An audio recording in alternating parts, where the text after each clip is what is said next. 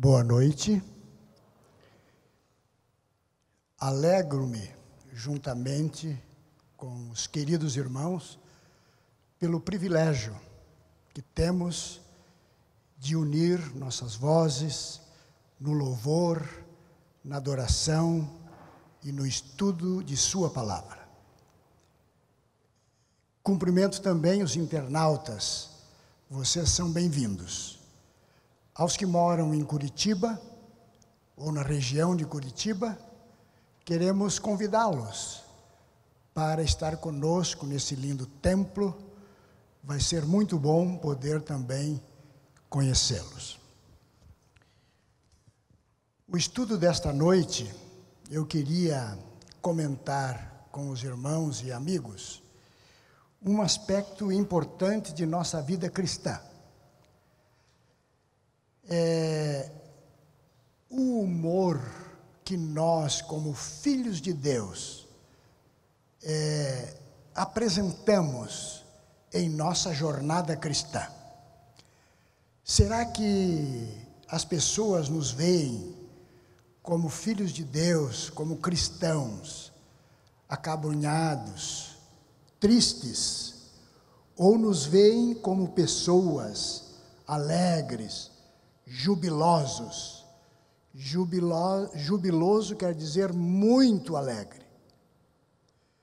E eu quero então, nesta noite, compartilhar com os irmãos 3 experiências relatadas na Bíblia que nos vão ajudar a tirar lições para o nosso viver como filhos de Deus, para o nosso viver como cristãos. Eu penso que isto é muito importante. Como nós entendemos o dom de Deus, a salvação, como nós procuramos apresentar este dom especial de Deus para nós. Será que as pessoas percebem que nós estamos felizes, que nós estamos alegres, que nós cantamos a nossa esperança, que nós falamos da nossa esperança, que nós, em nossos relacionamentos, estamos dizendo que estamos felizes e que queremos usufruir daquilo que Deus tem preparado para cada um dos seus filhos.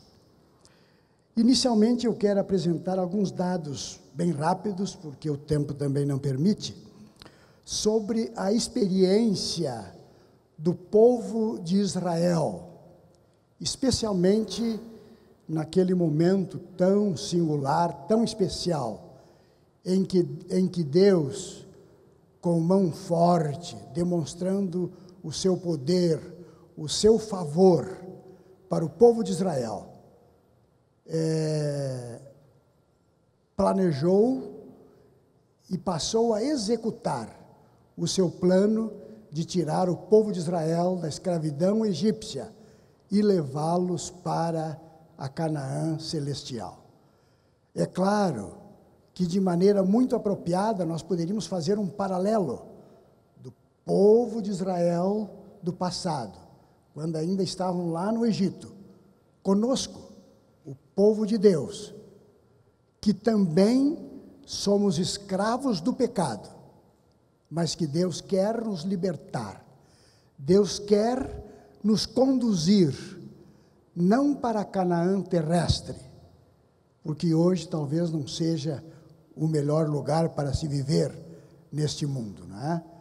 Na Palestina, mesmo em Jerusalém, mas para a Canaã celeste, que Deus tem preparado para todos nós.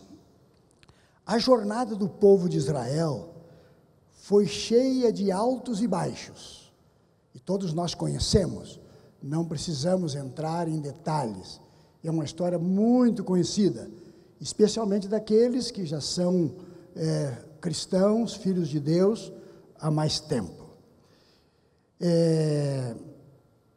Todavia, muito embora tenha sido uma jornada cheia de altos e baixos. Pensem comigo, atravessar um deserto. É difícil, mas é às vezes a maneira de Deus poder provar e também aprimorar o nosso caráter para sermos cidadãos do reino eterno.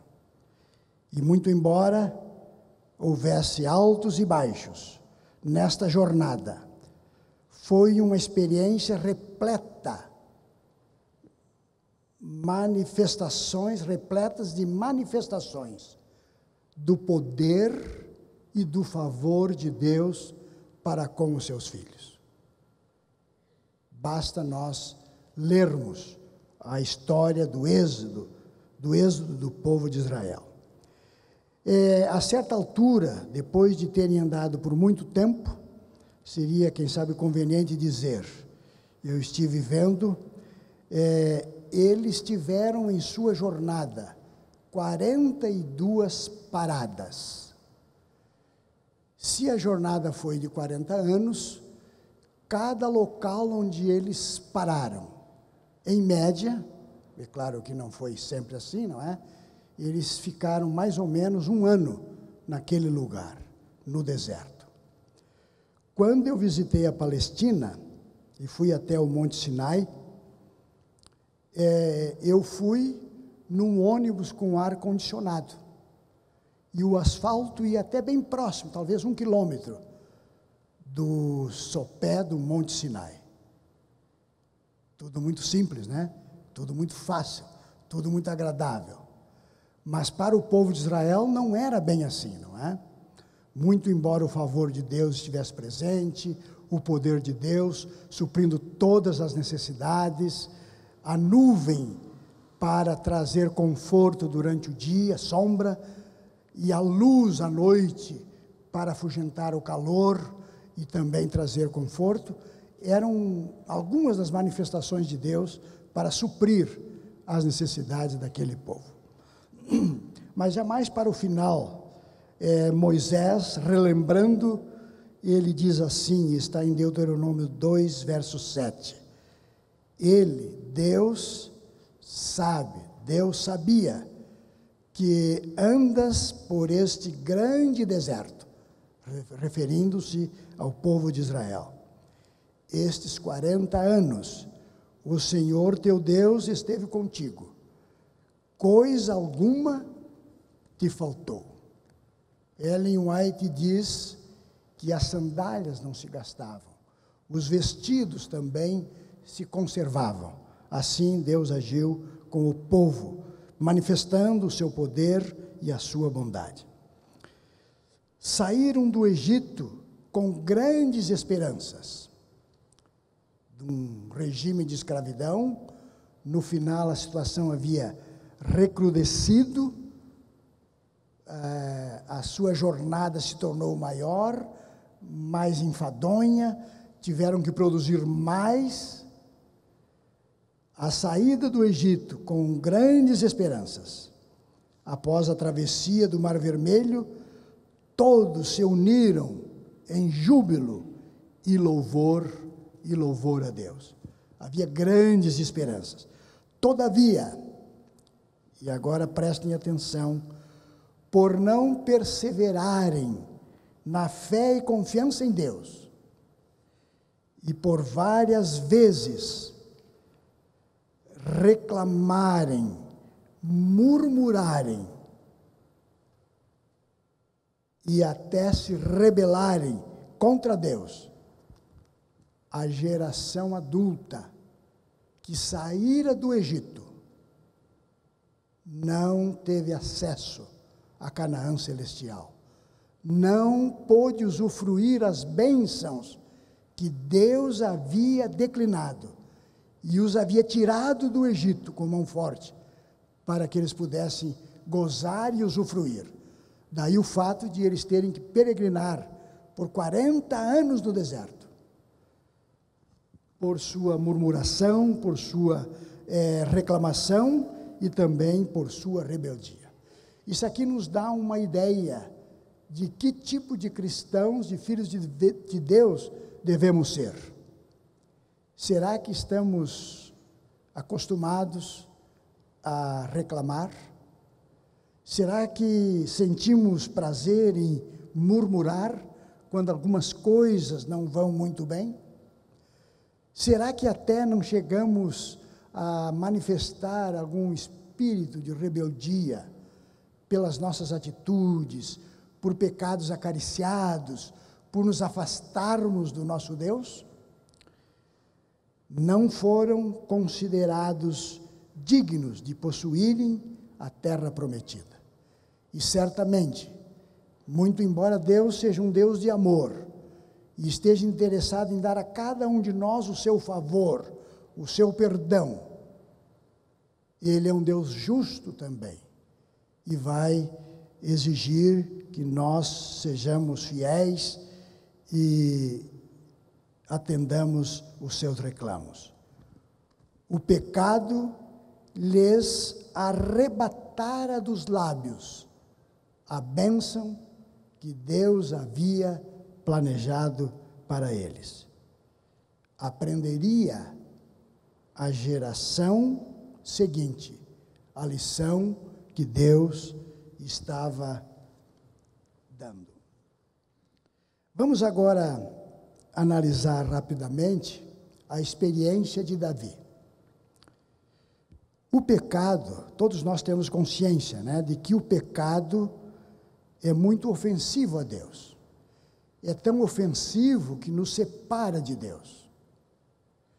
É tão ofensivo que foi necessário o plano maior de Deus para a nossa salvação, enviando o seu Filho para nos reconciliar com Ele, porque sem isto nós estaríamos perdidos. Quando estamos separados de Deus, se instala em nossa vida o caos. Certamente muitos de nós, eu já experimentei momentos em minha vida em que parecia que o favor de Deus, que a presença de Deus estava distante de mim. E não porque Deus tivesse dificuldade em me alcançar e me favorecer, mas porque eu, de alguma forma, havia me afastado, de alguma forma havia acariciado em meu coração e minha mente algum pecado que era ofensivo a Deus, então causava naturalmente esta separação. Quando nós pecamos e nos separamos de Deus, a vida passa a não ter sentido. Perdemos a esperança, estamos nas trevas, e nas trevas é muito ruim. Davi conhecia muito a Deus, desde a sua infância, depois na sua adolescência e juventude, ele aprendera pelas experiências da vida a não somente confiar em Deus, mas também a depender de Deus. Deus amava muito a Davi. Chegou a declarar que Davi era um homem segundo o seu coração.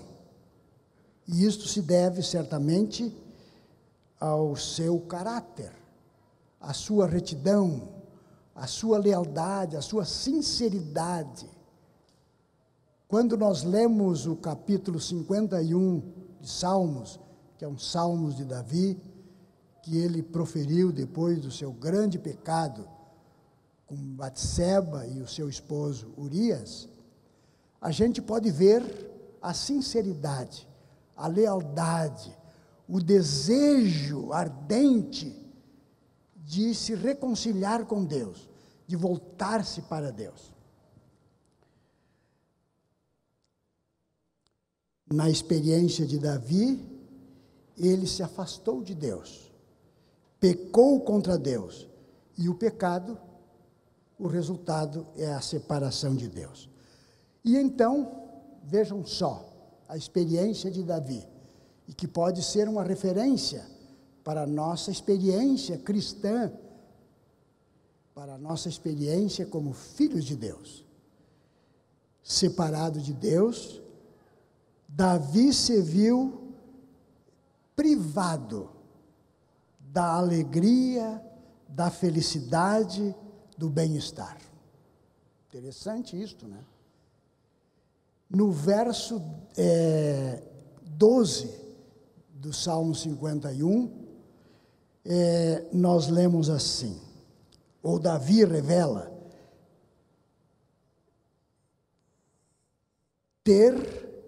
estar inconformado com seu estado após haver pecado contra Deus.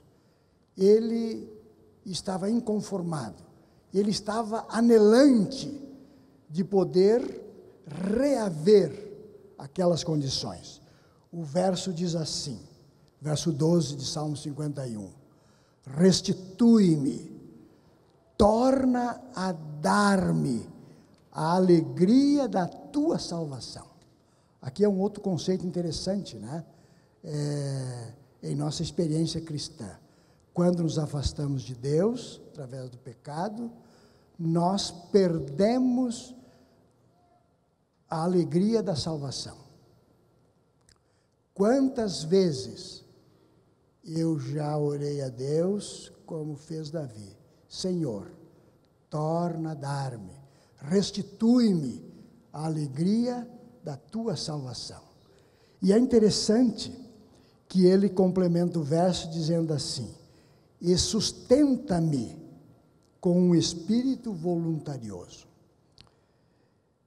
Neste texto, Davi desejava ter de volta aquilo que perdera, a alegria que sentia antes de seu grave pecado. E isto nós, como filhos de Deus, devemos fazer toda vez que pecarmos, que nos afastarmos de Deus. Um dos discípulos de Jesus, certa ocasião, quando Jesus perguntou, vocês também querem me abandonar? Um dos discípulos disse, Senhor, para onde nós iremos? Tu tens as palavras da vida, para onde nós iremos?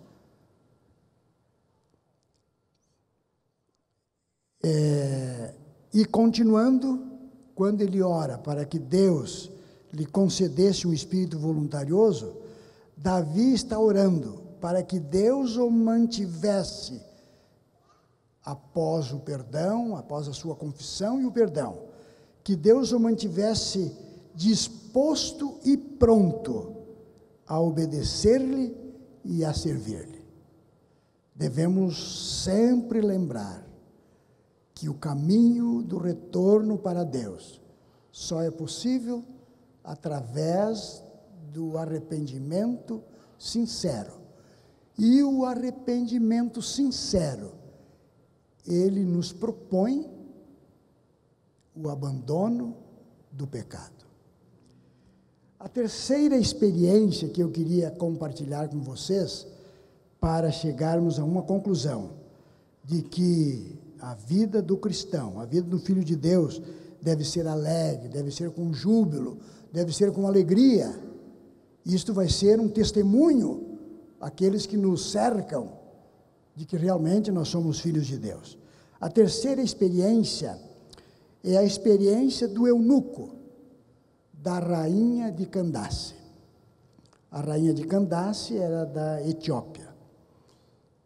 Alguns estudiosos acreditam que naquele relacionamento da rainha de Candace com Salomão, a sua visita e depois alguns relacionamentos, que alguns moradores da Etiópia eram descendentes dos judeus, em função da relação com o rei Salomão. É claro que este momento foi muito depois. O eunuco viveu numa época singular da história deste mundo. Ele foi contemporâneo de Jesus contemporâneo de Cristo. Talvez ele não tivesse chegado a ver a Jesus, não é? Morava lá na Etiópia, um país distante, uma região onde não foi visitada, não foi trabalhada, onde Jesus não exerceu propriamente o seu ministério. Mas esse eunuco, ele era um homem religioso. E ele, por alguma razão ou de alguma maneira, ele conheceu o Deus verdadeiro, o Deus de Israel. E ele então havia ido a Jerusalém para adorar. Isso revela que ele era um homem religioso que conhecia o Deus verdadeiro. Ao retornar, quem sabe ele havia ouvido lá em Jerusalém, ainda recém havia acontecido a ascensão de Cristo, a sua morte, a ressurreição, quem sabe ele ouviu alguns comentários. Lá ele comprou o rolo do profeta Isaías, que é considerado o profeta messiânico. E então ele voltava de Jerusalém para a Etiópia. E é interessante, aqui é uma lição importante para nós. O eunuco poderia colocar ali um colchonete na sua carruagem e vir descansando, né, para depois continuar o seu trabalho como tesoureiro da rainha de Candace. Mas o relato bíblico, que está em Atos 8, dos versículos 26 em diante, revela que o eunuco vinha lendo o profeta Isaías, o rolo do profeta Isaías. Isto revela que o eunuco não era uma pessoa indolente, né? Ele era uma pessoa ativa, interessada, ele era diligente na busca do conhecimento a respeito de Deus. Nós estamos no início de um ano, no primeiro mês de um ano. Será que cada um de nós, dos que estamos aqui hoje à noite, que corresponde talvez a uns 20% dos membros da igreja, será que todos nós temos a cesta básica espiritual? Só relembrando, né? A Bíblia, o inário, a lição da escola sabatina, as meditações. Hoje nós temos 3, não é? A geral, este ano está trazendo a história da igreja remanescente, né? A história da igreja contemporânea. Isso é muito importante, né? Ellen White diz que nós jamais vamos temer o futuro se nós conhecermos a maneira como Deus tem guiado a sua igreja. O eunuco se demonstrou diligente, né? Que bom se nós tomássemos a decisão de sermos mais diligentes. Ah, pastor, a gente sempre faz propósito, mas nunca consegue cumprir. Alguém teria dito que nós somos doutores no livro de Gênesis, né? Todo ano nós lemos o livro de Gênesis. Quem sabe alguns são mestres no livro do Êxodo, né? E alguns são bacharéis em Números, Levíticos, Deuteronômio, e aí nós vamos diminuindo a nossa fundamentação, não é? Porque nunca conseguimos chegar ao final da Bíblia. Mas não quer dizer que por isso não devamos tomar novas decisões, fazer novos propósitos, para podermos ser mais diligentes no estudo da palavra. O eunuco não era um judeu, mas de alguma forma ele conheceu o Deus verdadeiro. Certamente o eunuco fora a Jerusalém em busca de uma bênção, mas a maior bênção Deus estava reservando para o retorno de sua viagem. E aqui eu quero destacar alguns aspectos interessantes. Lucas, que é o autor do livro de Atos, ele ressalta, ele destaca o ministério dos anjos, bem como a atuação do Espírito Santo. E na conversão, no batismo do eunuco, tanto o anjo como o Espírito Santo atuaram definitivamente para que isto acontecesse. O anjo falou com Filipe: vai até Gaza, um lugar que está deserto. E ao chegar lá, foi a vez do Espírito Santo. Está vendo aquela carruagem? Achega-te a ela. E é interessante, né, que parece assim, pelo relato, que Filipe chegou até a carruagem, correu para ela. Nós deveríamos ter pressa, né, para falar aos outros a respeito de Deus, e acompanhou a carruagem andando a pé. E pelo relato, o eunuco estava lendo em voz alta o rolo do profeta Isaías. E ele foi ouvindo. E num certo ponto, Filipe então perguntou: você está entendendo aquilo que está lendo? E então o eunuco responde: como eu posso entender se alguém não me ensinar?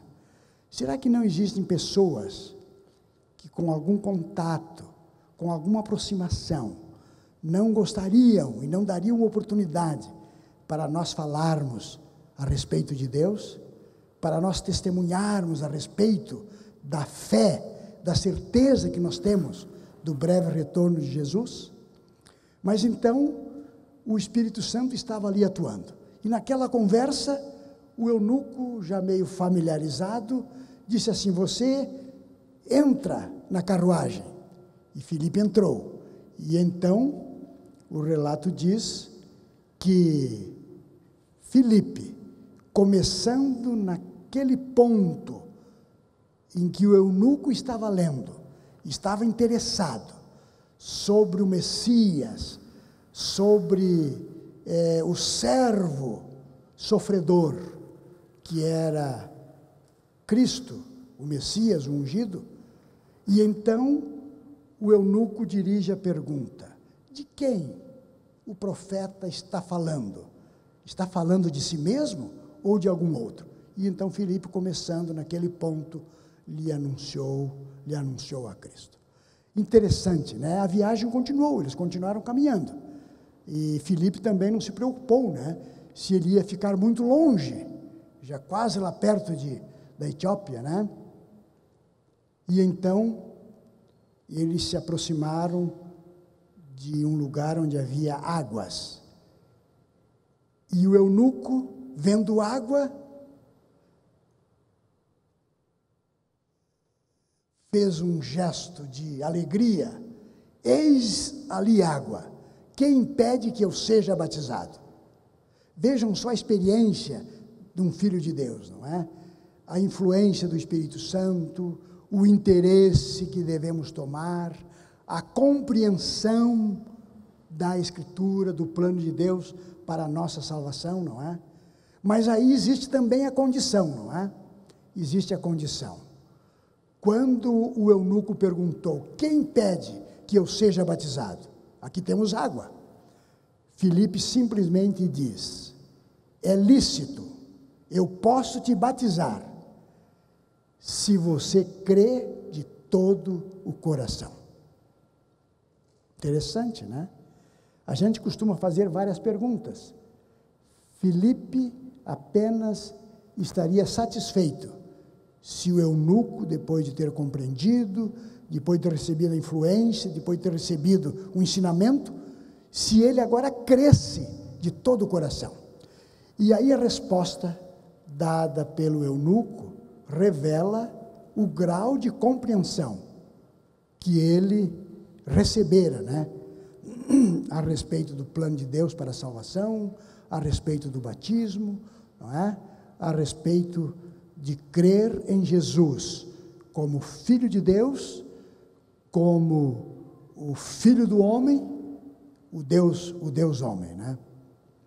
E então o eunuco revelou a sua convicção Todos nós precisamos, queridos irmãos e amigos, ter a nossa própria referência, ter o nosso próprio conhecimento, ter a nossa base bem firmada na palavra de Deus, para podermos então avançar com alegria nesta caminhada cristã.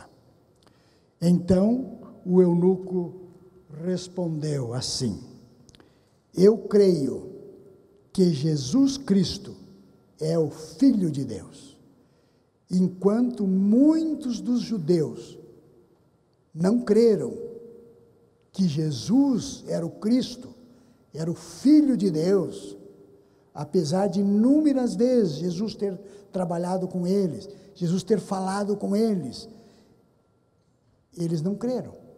Agora, esse estrangeiro, esse eunuco, dá essa resposta: eu creio que Jesus Cristo é o Filho de Deus. Quando ele falou em Jesus, ele estava se referindo e acreditando que aquele que havia morrido era Deus. Somente Deus poderia nos salvar. E quando ele mencionou Cristo, ele estava dizendo que Deus havia tomado a forma humana para se revelar ao ser humano, para exercer o seu ministério, para revelar de uma maneira mais ampla quem é Deus e finalmente dar a vida para a salvação.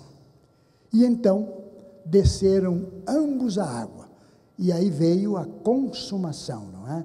De toda essa experiência cristã que o eunuco teve. Mas alguém poderá estar perguntando: se o batismo é um testemunho público, onde estavam as pessoas para testemunhar o batismo do eunuco? No verso 38, nós lemos assim: e mandou parar o carro, e desceram ambos à água, e Filipe o batizou. Então havia pelo menos uma pessoa, e quem sabe essa pessoa, né, no restante da viagem até a Etiópia, naquele entusiasmo todo do eunuco, não teria também se convertido com aquele testemunho que recebera naquele momento. Bem, depois de todos esses passos que nós vimos, né, a influência do anjo, do Espírito Santo, do interesse, da compreensão, da decisão, da condição que foi colocada diante do eunuco e da consumação, resta ainda um passo muito importante em nossa caminhada cristã. E este passo vai desde o momento em que nós aceitamos a Cristo como nosso Salvador, até a vinda de Cristo, ou até que Deus nos recolha para o descanso desta vida. É o passo da santificação. E é interessante na experiência do eunuco, né? E com isso nós vamos encerrar a meditação desta noite. Quando saíram da água, o Espírito do Senhor arrebatou a Filipe, não ouvendo mais o eunuco. Mas é interessante pelo relato, que parece assim que o eunuco não ficou assim tão apavorado, né? O que aconteceu? Será que isso foi uma miragem? O que teria acontecido, né? Que agora aquele que me batizou, era um deserto, não havia construções, não havia vegetação, não é? Onde que ele foi? A Bíblia não fala nada sobre isso, né?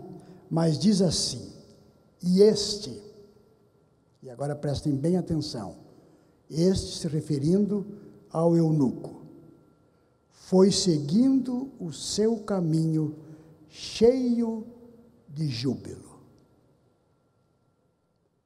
Existe uma frase melhor para demonstrar como deve ser a nossa caminhada cristã?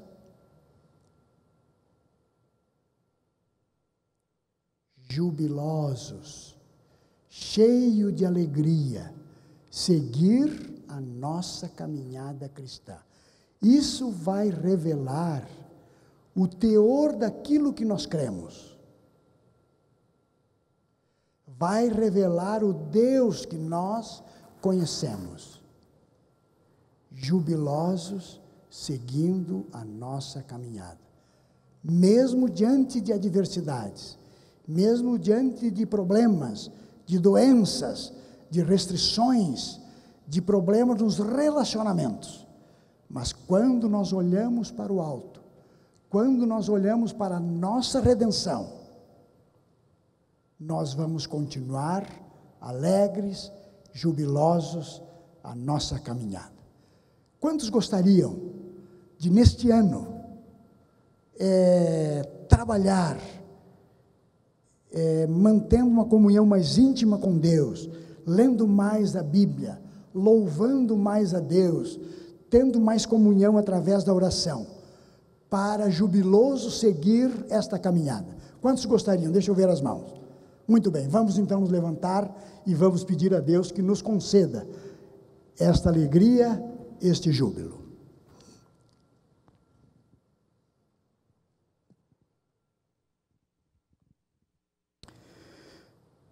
Querido Deus e nosso Pai Celestial, nós estamos, Senhor, muito felizes nesta noite em podermos ter aberto a Tua Palavra, cheia de ensinamentos, cheia de conselhos, nos alertando, nos orientando, nos conduzindo a termos grande alegria, grande gozo ao Te conhecermos e ao vivermos a vida cristã. Senhor, passamos por muitas dificuldades nesta vida, Tu sabes disto.